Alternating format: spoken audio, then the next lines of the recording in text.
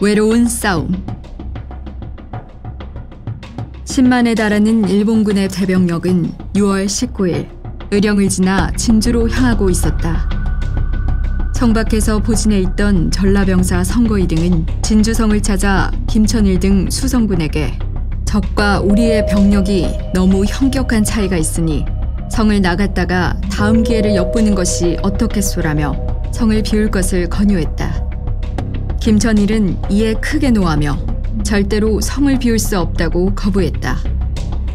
이 같은 기록을 보면 당시 일본군이 성을 비우라고 한 것에 대해 조선군과 의병들 사이에서도 논란이 있었다는 것을 엿볼 수 있다. 명예 방관 속에 외로운 일전을 준비하고 있던 진주성. 성을 비울 것을 주장하는 이들은 진주성을 반드시 지키겠다는 관군과 의병의 사기를 떨어뜨리는 결과를 초래했다고 할 수 있을 것이다. 정경운이 1592년 임진왜란 발발부터 광해군 원년인 1609년까지 역사적 사건을 일기 형식으로 기록한 고대일록에는 진주성 전투를 앞둔 광경을 이렇게 썼다. 진주에 모인 왜적이 달무리같이 성을 에워쌌다. 나머지 적들도 진주지경에 가득 차서 노략질을 하고 있다. 정경운은 초유사 김성일의 소모유사, 의병장 김면의 소모종사관으로 활약하며 전장의 기록과 당대의 사회상을 현실감 있는 기록으로 남겼다. 고대일록에는 김시민 전사 뒤 진주 민심을 기록한 부분도 눈에 띈다.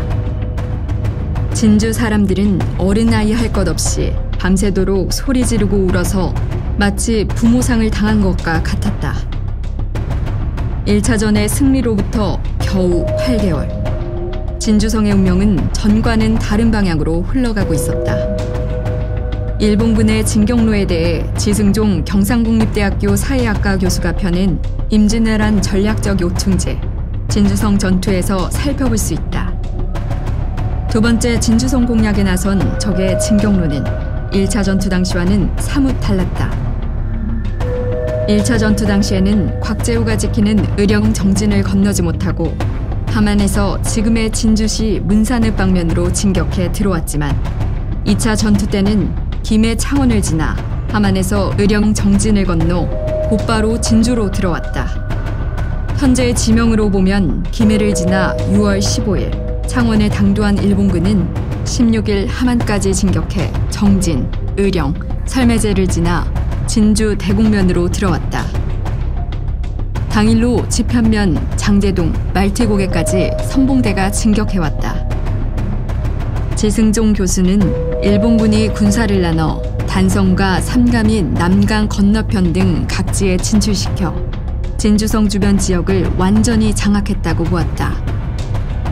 가토 기요마사가 이끄는 제1대는 25,624명의 병력으로 진주성 북면 일대를 맡았다. 고니시 요키나가가 이끄는 26,182명의 제2대는 진주성 서쪽 지역을 맡았다.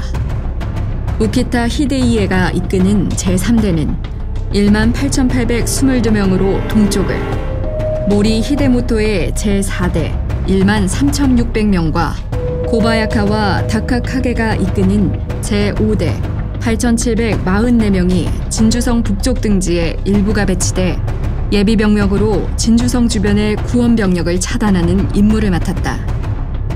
그 밖에 와키자카 야스하루, 도도 다카도라 등이 이끄는 일본 수군은 육군과 함께 나아가 가덕도까지 진출하며 이순신의 수군을 견제했다.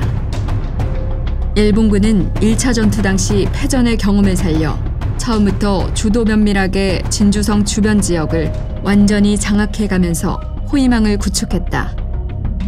이에 맞서는 진주성의 수성군은 관군과 의병을 포함해 최대 7,000명이었을 것으로 추정된다.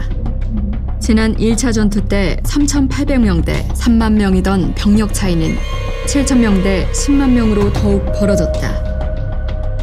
선조실록 등 문헌에 남겨진 바에 따르면 21일 마침내 적의 선봉부대가 동북쪽산, 그러니까 지금의 말티고개 봉우리의 모습을 드러냈다. 수백의 기병이 말을 달리면서 그 위세를 가시했다라는 기록이 선조실록에 남아있다. 마연의 봉우리에 오른 적들은 높은 곳에서 진주성을 내려다보면서 성안 수성군의 전력을 가늠했다. 진주성의 상황이 급박하게 돌아가자 조선은 거듭 명군에 구원병을 요청했다. 선조실록에는 당시 임금의 말이 남아있다. 진주의 일이 매우 위급하다. 지금의 적세를 보건대 실로 심상치가 않다. 적들이 만약 진주 근방에 있는 사방의 고을을 다 함락하고서 진영을 벌여놓고 군대를 나누어 주둔시켜 내외의 교통을 끊고 지구전으로 오랜 시위를 두고 괴롭힌다면 아무리 성을 잘 지키더라도 종당에는 스스로 지쳐 죽고 말 것이니 오늘날 진주를 구원하는 일은 일각이 급하다. 전에 이미 구원을 청하기는 하였지만 제독에게는 계속 구원을 청하는 것이 좋을 듯하니 함께 품첩을 보내도록 하라. 당시 명나라군은 400리박 상주에 주둔하던 왕필적 부대, 선산의 오유충 부대, 성주의 유정 부대, 경거창의 이왕, 조승은 부대, 남원의 낙상지, 사대수 부대 등이 포진하고 있었다. 하지만 이들은 조선의 거듭된 원병 요청에 응하지 않았다.